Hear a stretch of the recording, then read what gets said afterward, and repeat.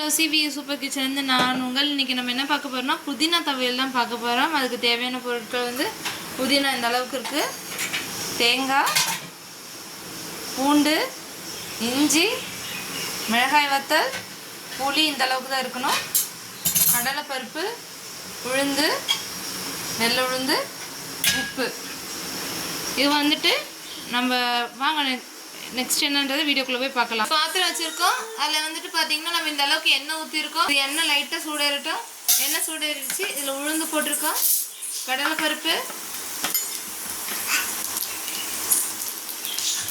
இதை போட்டு நம்ம வறுத்துக்கிறோம்.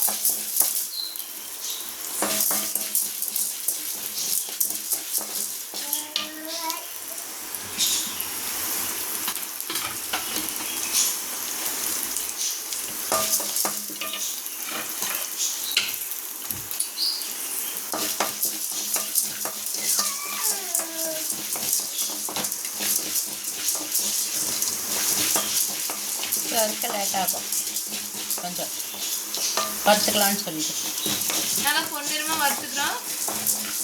அங்கே இந்த அளவுக்கு வறுபட்டுருச்சு. இப்போ வந்துட்டு நம்ம தேங்காய் ஆட் பண்ணுறோம், வரமிளகாய், எடுத்து வச்சுருக்க புளி, இஞ்சி பூண்டு சேர்த்துக்கிறோம். அதுவே சேர்த்து வதக்கிக்கிறோம்.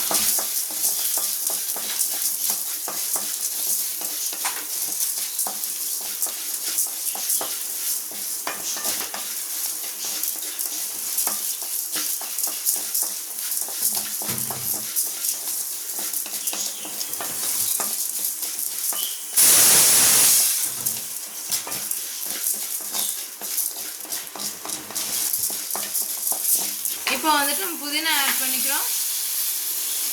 புதினா வந்து ரொம்ப இது பண்ணக்கூடாது, வதக்கக்கூடாது, லைட்டாக வதக்கணும்.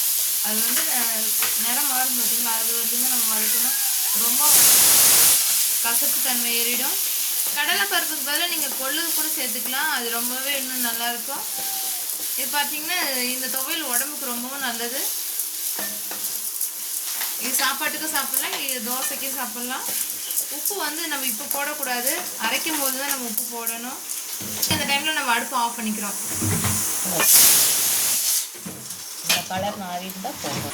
இப்போ வந்துட்டு நம்ம மிக்ஸி ஜார் ஆறிடுச்சு. இப்போ வந்து நம்ம பார்த்தீங்கன்னா மிக்ஸி ஜாரில் போட்டிருக்கோம்.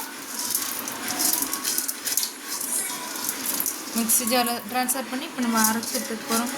ரொம்ப நைஸாக இருக்கும். இப்போ வந்துட்டு உப்பு சேர்த்துக்கலாம். நீங்கள் லைட்டாக உப்பு சேர்த்துக்குங்க, தேவையான அளவு மட்டும்தான் சேர்க்கணும். ஃபஸ்ட்டு தண்ணி இல்லாமல் அரைச்சிக்கிறோம்.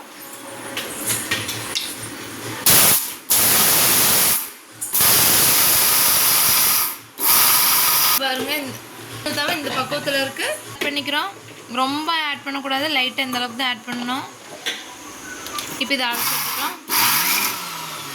இப்போ இந்த அளவுக்கு தண்ணி ஆட் பண்ணிக்கிறோம். கொஞ்சம் கொஞ்சமாக தான் ஆட் பண்ணணும். இந்த ஸ்டேஜில் தான் இருக்கணும். ரொம்ப நைஸாக அரைச்சிடக்கூடாது, நல்லா டைட்டாக பிறுபிறுன்னு அரைக்கணும். அதாவது இந்த பக்குவத்தில் தான் நம்ம வந்து அரைச்சி எடுத்துக்கணும். ரொம்ப நைஸ் பண்ணக்கூடாது, ரொம்பவும் பிறுபிறுன்னு இல்லாமல் பாருங்க, இந்த பக்குவத்தில் தான் அரைச்சி எடுத்துக்கணும். அப்போ தான் நம்ம துவையல் ரெடி ஆகிடுச்சுன்னு அர்த்தம்.